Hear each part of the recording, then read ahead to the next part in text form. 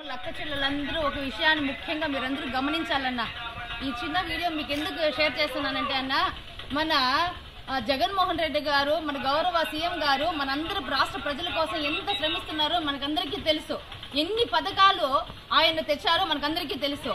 ఈ పథకాలన్నీ కూడా అడ్డుకోవడానికి ఇప్పుడు చంద్రబాబు నాయుడు ఏం చేస్తున్నాడు, ఎలక్షన్ కమిషన్తో చేరిందనేసి ఈ పథకాలన్నీ కూడా ఆపించేశారు. కాదన్నా, మన రాష్ట్రానికి ఒక రూలు, ఇంకొక రాష్ట్రానికి ఒక రూల్ లేదు కదా.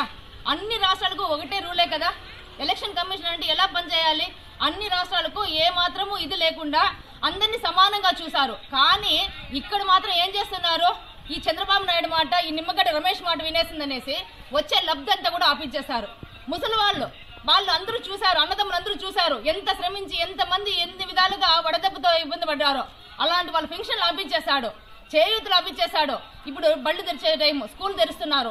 ఇప్పుడు కంపల్సరీ విద్యా దీవెన అవసరం. ఇలాంటివన్నీ కూడా అడ్డుకొని ఆయన ఏం పాముకుంటాడో తెలియదు. ఇప్పుడు ఏం చేస్తున్నాడు, ఇవన్నీ ఆపేసిందని మళ్ళీ నాకు ఓటేయండి అని వచ్చేసి అడుగుతున్నాడు. మనం అందరూ చూస్తున్నామన్నా, ఇవన్నీ అడ్డుకునేది ఎవరు, చంద్రబాబు నాయుడే కదా. తను అలాంటి వాడిని మనం క్షమించచ్చా, అలాంటి వాడికి మనం ఓటు వేయచ్చునా? మన అన్నదమ్ములందరూ కూడా, అక్క చెల్లెమ్మలందరూ కూడా మీరందరూ గమనించి అవన్నీ కూడా మనకు వస్తున్నటువంటి లబ్ధంతా కూడా ఏదైతే ఉందో, ఇప్పుడు వర్షాలు పడతాయి, ఇది తొలకరి చినుకుల సమయం. ఇలాంటప్పుడు రైతులు ఎంత ఇబ్బంది పడతారు. ఆసరా, విద్యా దీవెన, ఇవన్నీ కూడా ఇప్పుడు ముఖ్యంగా రైతులు ఇవన్నీ ఎంత అవసరం అంటే మనకు చాలా అవసరం. ఈ డబ్బులతోనే మనం ఎంతో అభివృద్ధి పొందేవాళ్ళం. అలాంటిది ఇవన్నీ కూడా అడ్డుకొని మళ్ళీ నాకు ఓటేయండి అంటే, ఇవన్నీ అడ్డుకొని ఈయనకి ఓటేస్తే ఇంకా రాబోయే కాలంలో ఇంకా కష్టకాలం తెప్పించి పెడతానమో అని చెప్పేసి అంటున్నాడు.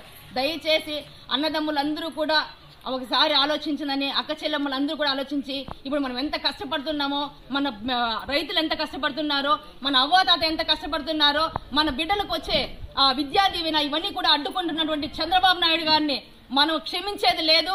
మనం అందరం కూడా కలిసికట్టుగా ఉండి మళ్ళీ మన ఫ్యాన్ గుర్తుకే ఓటేసి మన ఎంపీ గారిని, మన ఎమ్మెల్యే గారిని అత్యధిక మెజారిటీతో గెలిపించి మళ్ళీ మన అన్న జగన్ అన్నని మన సీఎం గా చేసుకునే బాధ్యత మన అందరిది ఉంది. కాబట్టి అక్క చెల్లెమ్మలకు అందరికీ కూడా మరే పదే విన్నవించుకుంటానన్న, తప్పకుండా మన జగన్ అన్నని అత్యధిక మెజారిటీతో, ఎలాగైతే మన అన్న సిద్ధమా అంటున్నాడో, 175 అంటున్నాడో, ఆ వార్తను మనం నిజం చేసి చూపించాల్సిన బాధ్యత మన అందరి మీద ఉంది. తప్పకుండా మన అన్నని మనం గెలిపించుకోవాలన్నా.